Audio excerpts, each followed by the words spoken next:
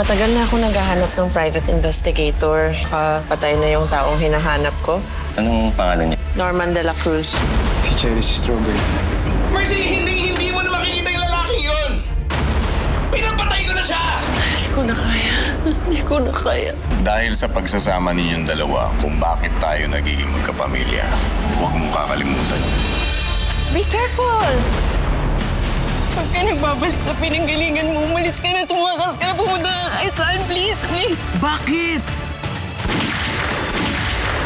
Magsasalita na. Gusto ko nang ilabas lahat ng bahaw nila, lahat ng kasalanan nila. So may tumimri sa kanya.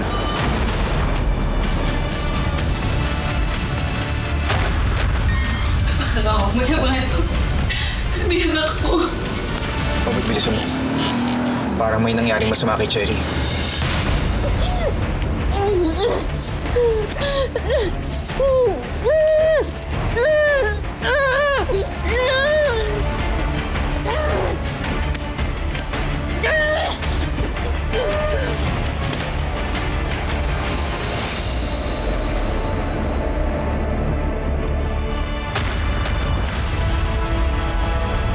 Dapat malinis.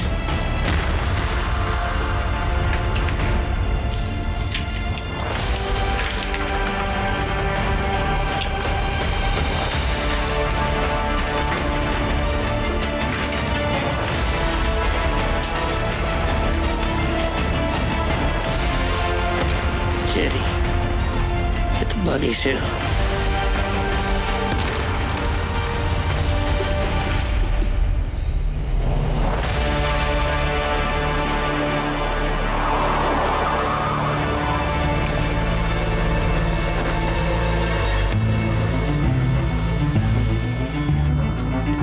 Tol, nakalak! Teka, ako naman kubukas ito. Tol, sumunod ka na lang sa akin, ha? Uy, Tol, seryoso ka ba dyan? Tol, itayin mo ako! Cherry! Cherry! Tol! Cherry!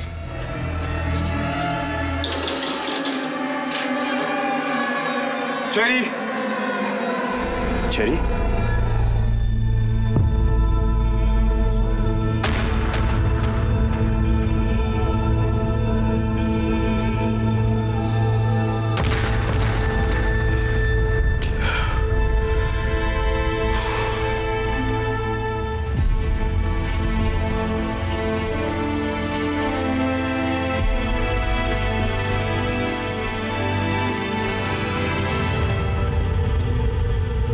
Yeah!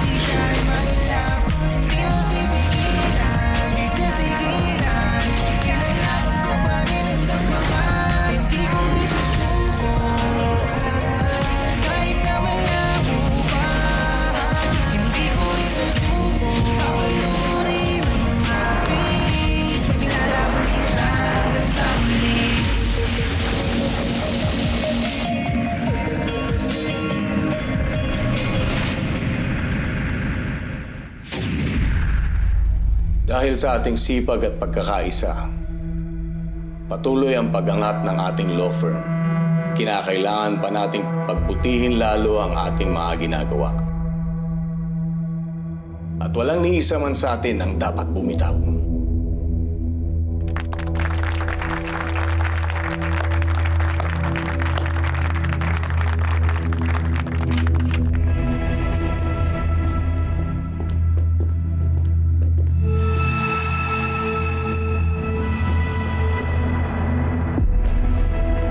Judge, excuse me po. Excuse me. Judge, okay na po yung pinalakad natin kay Gabo. Yung police report. Nakuha mo ba yung cellphone? Negative, Judge. Hinalugog ko na po yung buong lugar. Siguro ko lang yung laptop. Importante yung cellphone na yun. Hanapin mo mabuti. Halugugin mo mabuti kung saan pwede itinago ni Cherry. Alam yung cellphone na yun. Opo, Judge. Sige na.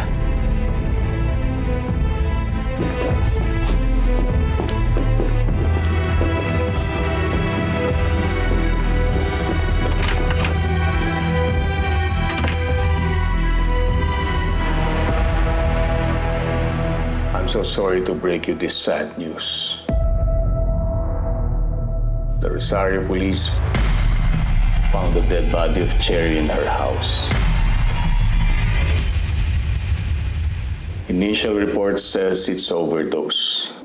May mga painkillers na nakita sa higaan niya. Ganun talaga. Kung minsan nakikita natin sila masaya sa panlabas. Pero deep inside, masyado silang malungkot.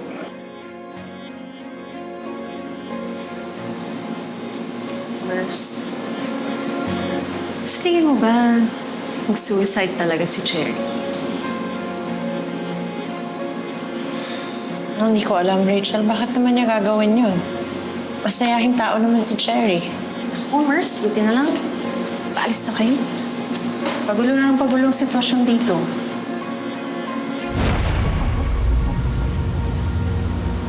Kamusta na ba si Fatima? Okay na ba siya? Nakapag-usap na kami, Rachel. Alam na niya. Sasama siya sa akin. Hindi naman. If you won't mind, let's offer a moment of silence. Ipagdasal natin ang kaluluwa ng isang esteemed colleague at isang loyal friend.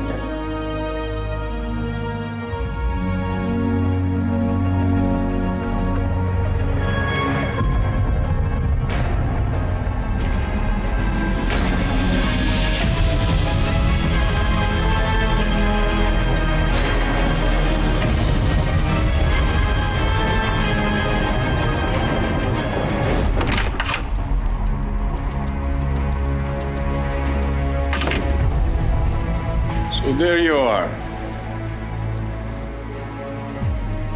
Bakit hindi ka umattend ng meeting kanina?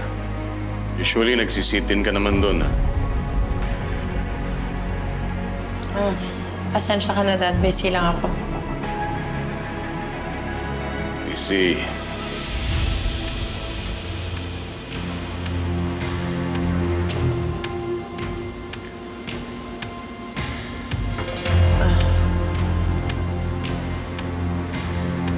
Busy saan? Bakit hindi ka makasagot?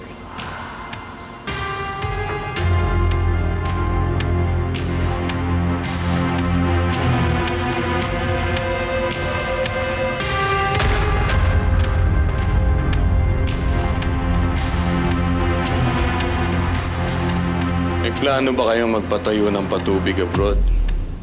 Bakit may litrato kayong ganito?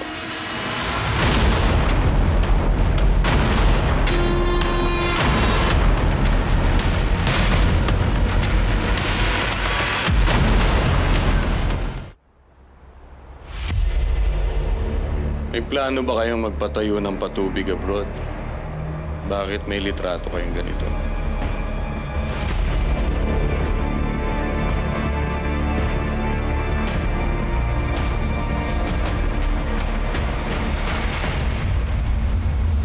Gagawin namin yung model, Dad, para sa project reforestation dito sa foundation for Mount Balarao.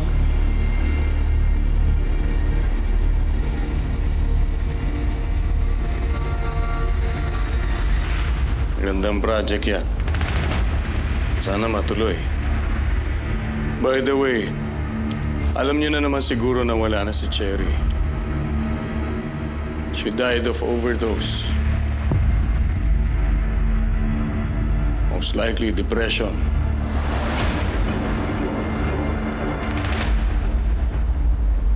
Mahirap talagang mawalay sa pamilya. Lalong-lalo na sa anak.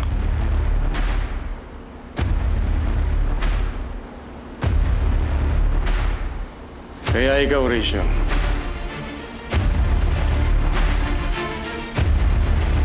mag-iingat ka palagi. Gaya ng nasabi ko kanina, mahirap mawalay sa mga mahal mo sa buhay.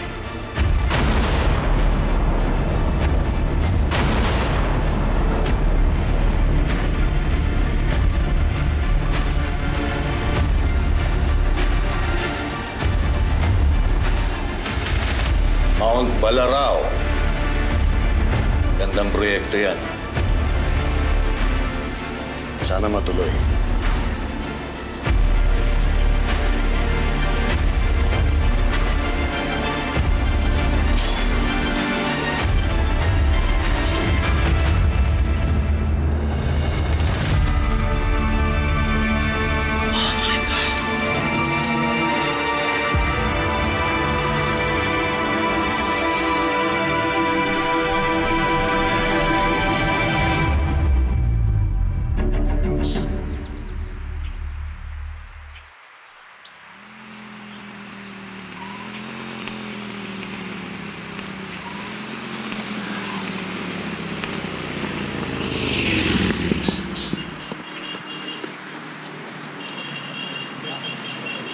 Okay ka lang?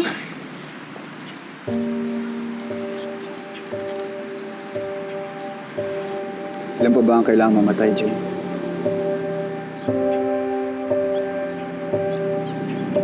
Ilan pong buhay ang kailangan masayang? Makamit lang natin ang hustisya. Baka kailangan natin tapatan yung laro ng Balmores.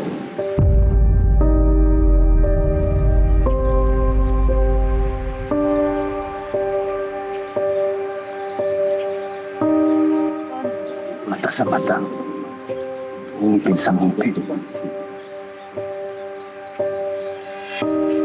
Agra, hindi natin kailangan magpakahayop para matalong mga hayop.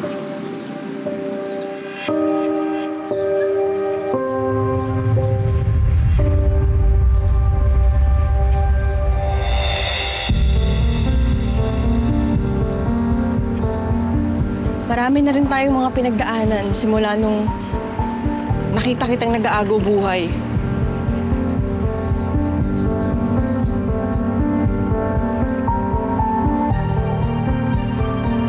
Sa bawat pagsubok, lalo tayong tumitibay.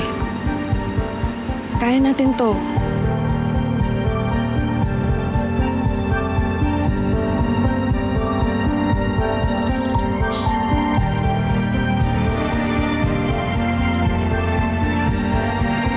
Nilaghog ko na ang buong bahay ni Chen. Wala akong nakitang cellphone, wala akong nakitang laptop. Malamang sa malamang na kay Balmores na yun. Back to zero tayo.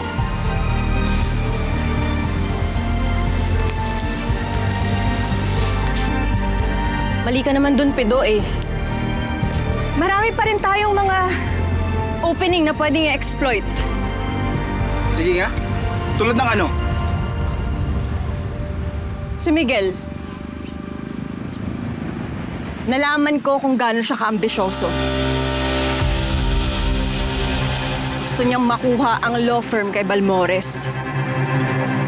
At akong gusto niyang gawin kakampi. Ano ba delikado?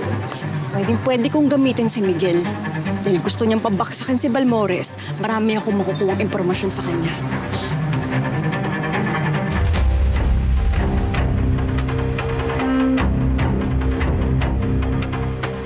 Kailangan mo mag-ingat. kailangan mo pag-aralan ang bawat kilos ni Miguel. Tuso yun. Alam ko. At kaya kong sarili ko, Abra. Ang tanong, ikaw paano ka?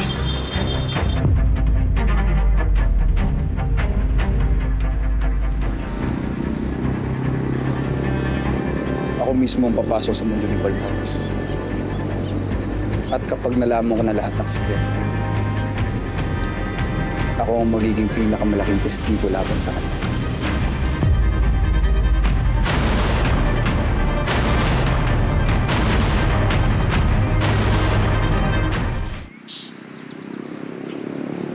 Ako mismo ang papasok sa mundo ni Balmores.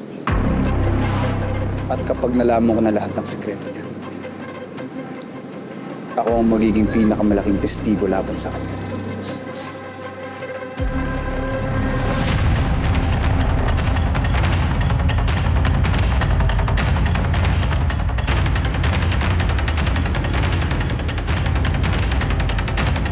Ito.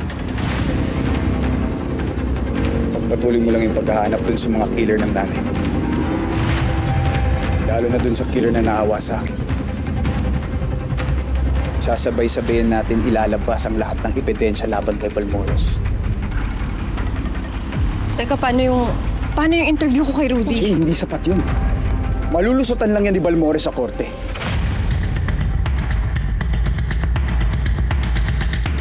At kapag nilabas natin yung ngayon sa social media, maaalarma siya. Mas lalo siyang mag-iingat. Gaya ng sinabi ko, kukolektahin natin lahat ng ebidensya. Tsaka natin papuputukin.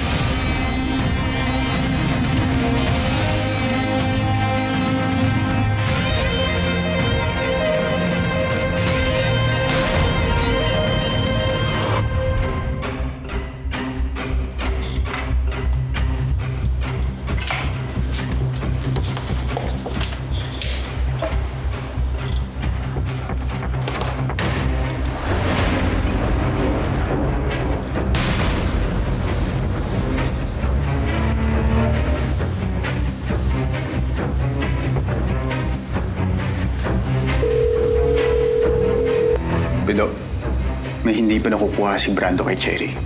Hindi man yung cellphone, yung laptop. Bumalik ka dun sa bahay niya. Tingnan mo lahat ng sulok, loob at labas. Pero mag-iingat ka. Sigurado ako may mga taong nakabang dun.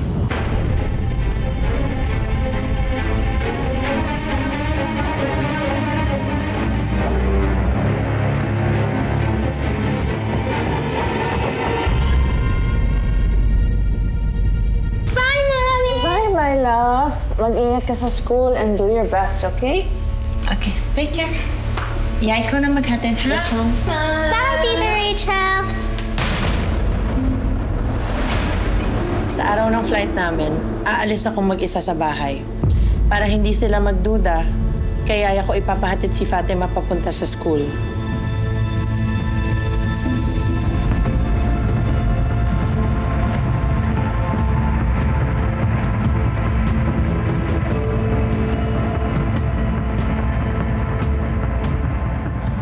Ikaw ang susundo kay Fatima paglabas niya sa school. Hi, Fatima! Let's go na! Hindi na pa naghihintay mami mo. Mag-ingat ka. Tingnan mo ang paligid mo, likod at harap. Baka may nakabuntot sa'yo.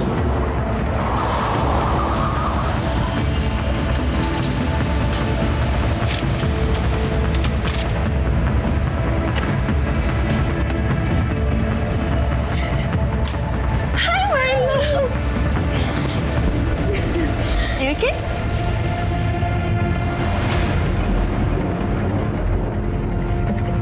What's the problem?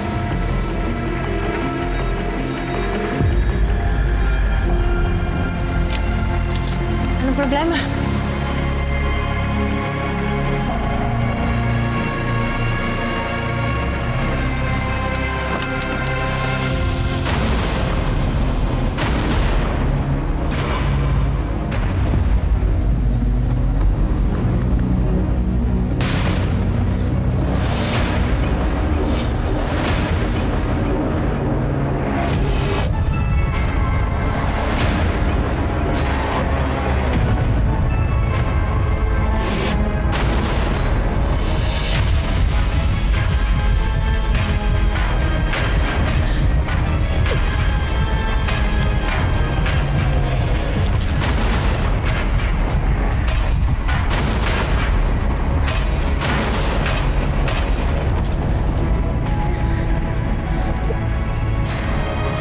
Nagpapasyal pala kayo.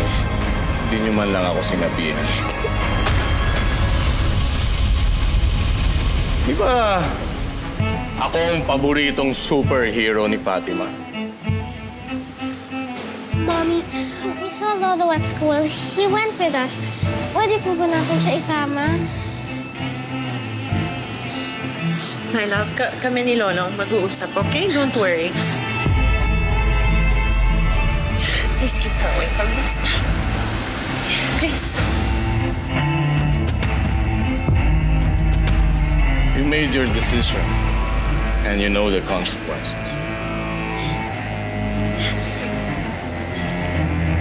Fatima, halika dito. Yes, I wanna Halika dito. Mommy, please, I wanna go with you, please. Mommy, I wanna go with you, please. Mommy, please. Fatima! Mommy. Stay with us, please. Mommy. Brando! Pasok mo sa kotse.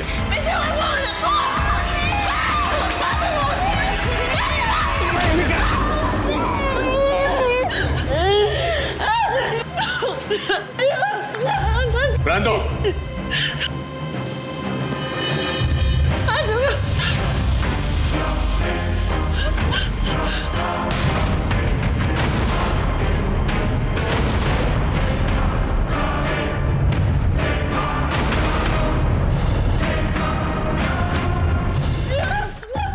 Brando!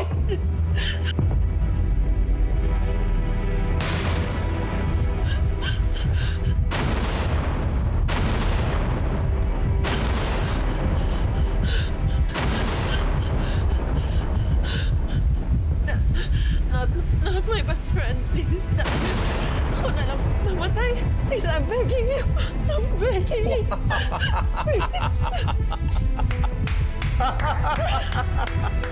Wow! Abo, so all the while, nakakakita ka na pala. Kaya man lang ako humalay-malay. Paano mo nagawa sa akin yun, Mercy? Binuhos ko sa'yo ang buong tiwala. Pagkatapos, ito pa ay babalik mo sa akin. Gusto mo umalis? Sige, hindi kita pipigilan. Ibibigay ko sa'yo ang gusto mo. Kalayaan ang gusto mo. May kapalit mo. Hinding-hindi mo madadala ang kaisa-isang tagapagmana ng pangalan.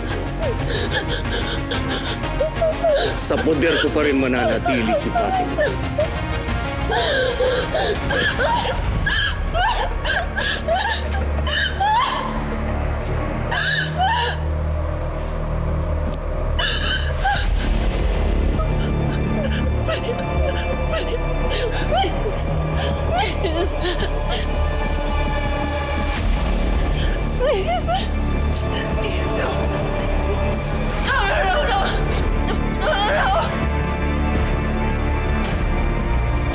That's for your best friend.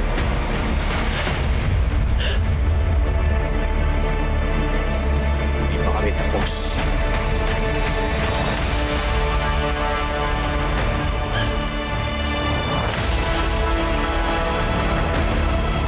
Alam mo, sayang, Mercy eh. Ang ganda pa naman sana ng mga pinapangarap ko para sa'yo. Eh, ang mga pinangarap ko. Iisip ko pa naman na ikaw ang magiging susunod na gobernadora ng lalawigang ito. Wala. Sinayang mo lang lahat.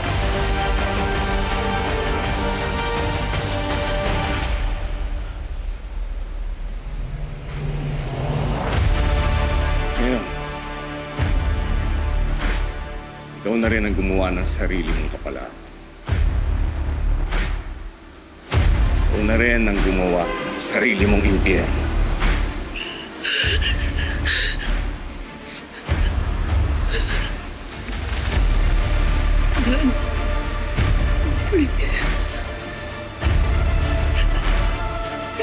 Let's go, boys!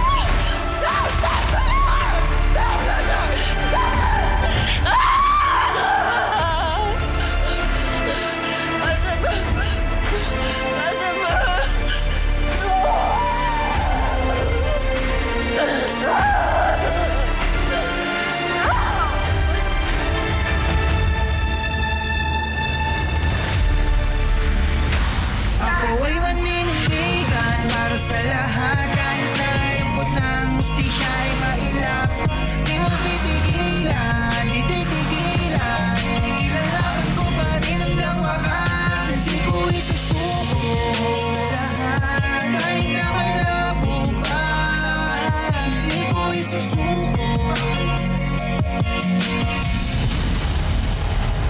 ginawa akong pagkakamali. May pinupusta mo, hindi lang ang buhay mo, kundi ang buhay ng pamilya mo. Gusto ko lang naman bigyan si Fatima ng tahimik na buhay. Maawa ka.